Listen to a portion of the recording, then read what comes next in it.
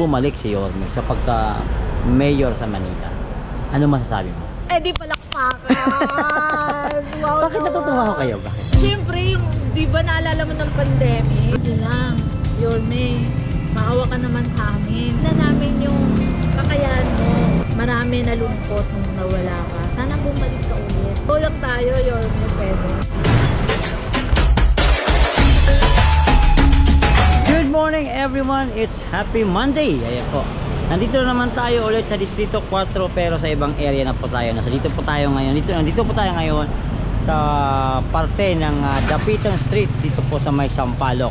At isa po ang tinutumbok natin ngayon. Ito po yung proyekto ng ating mahal na Yorme Isko Moreno. Ito po yung Dr. Albert Elementary School. Ito po isa sa magandang paaralan na pampubliko dito po sa lungsod ng Manila, which is sa labas po tayo ngayon.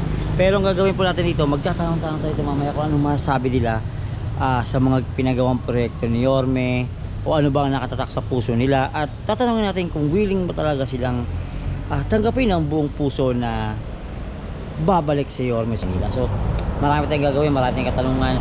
So ikot tayo mamaya dito lamang sa area kung saan ito po yung bagot pinakamagandang public school po dito sa lungsod ng Manila, especially po sa Distrito 4 sa Sampaloc. Ayan, ito po yung Dr. Albert Elementary School.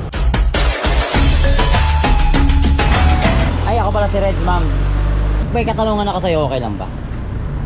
Sige po. Sige, hanggat kaya. Wala, matagal pa naman. Ma'am, if baka sakali bang bumalik si Yorme Isko sa lungsod ng Manila, ano masasabi mo? That's good. Paano pong that's good? Kasi doon sa previous na pag-stay niya as mayor, di ba? Ang ganda kasi ng naging Manila. Ang ganda ng naging output. Ang ganda ng naging solusyon niya sa Manila, di ba? At wala, example na lang, this one. Yung Dr. Albert. Di ba? Mas maganda siya kasi katulad niya na mga estudyante, hindi na sila may Aircon daw to. Fully aircon. So bilang isang nanay, naman, maganda yun. Tsaka hindi lang kasi, alam mo siya, parang lahat ng tulong binibigay. Hindi lang sa estudyante, pati sa pati yung mga parents, no? Yes. So ba nakakabawas ba ng problema ng isang nanay? Oo naman. Sa mga tumatak sa inyo na ginawa ni Yorme, besides po sa Albert? Ako kasi solo parent, so may idea ko, yun, nakakakuha kami. Sana all solo parent. Nakakakuha kami ng monthly pension. So, yun yung isa sa mga tumatak sa inyo? Oo. So, malaking bagay po ba? Wala kayo sobra. Hindi ba na importante kayo sa lungsod ng Manila? Oo naman. Totoo. Hindi, katulad yun, di ba, laging may kumbaga, panatag ako na yung tax ko napupunta sa pante ako na taxpayer ako, pero at least alam ko kung saan napupunta yung pera. No doubt naman doon. No doubt, yes. I love it. Ma'am, if in case, ito si Yorme nasa tabi mo ngayon, isipin lang natin, Yorme, dyan ka lang, Yorme. Pag andyan si Yorme, paano mo siya kukumbinsihin na bumalik sa Manila? Actually, depende rin kasi sa kanya yan.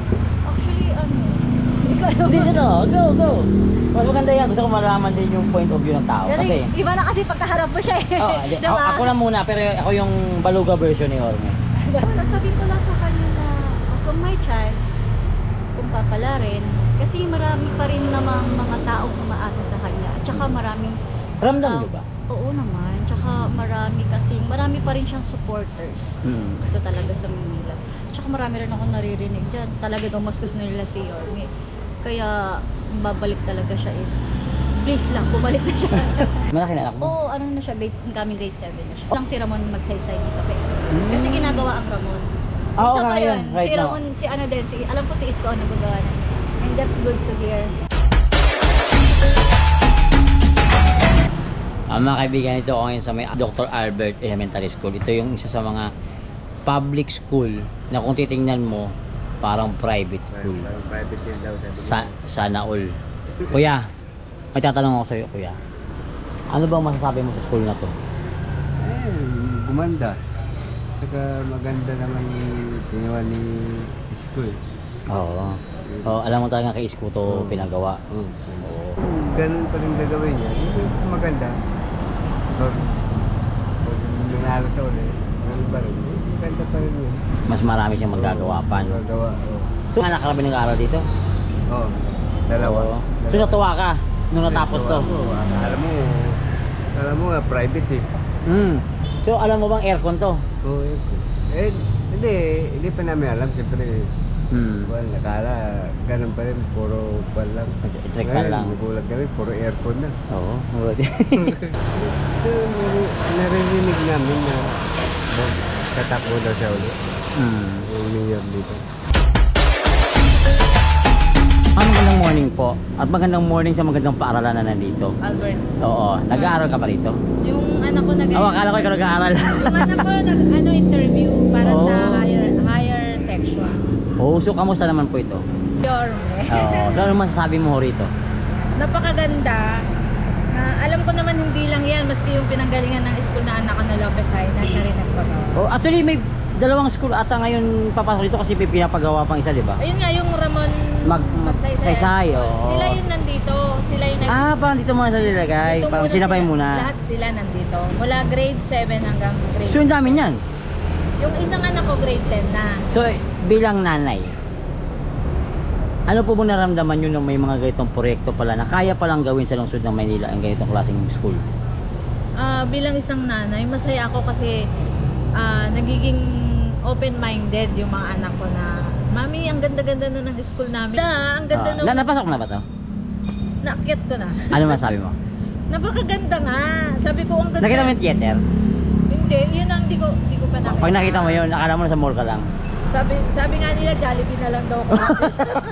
Gusto mo lagi Saka dyan? McDo. Pwede po. Ano ako sa iyo, Mami? Bilang taga Distrito 4, tama ba ako? District Court. If baka sakaling bumalik si Yorme sa pagka-mayor sa Manila, ano masasabi mo? Di palakpakan. Wow, Bakit natutuwa ko kayo? Bakit? Siyempre, yung, di ba naalala mo ng pandemic? Ang hirap lumabas, pero yung mga kailangan namin dumarating. Laging pinapakita niya yung mga ginagawa niya everyday.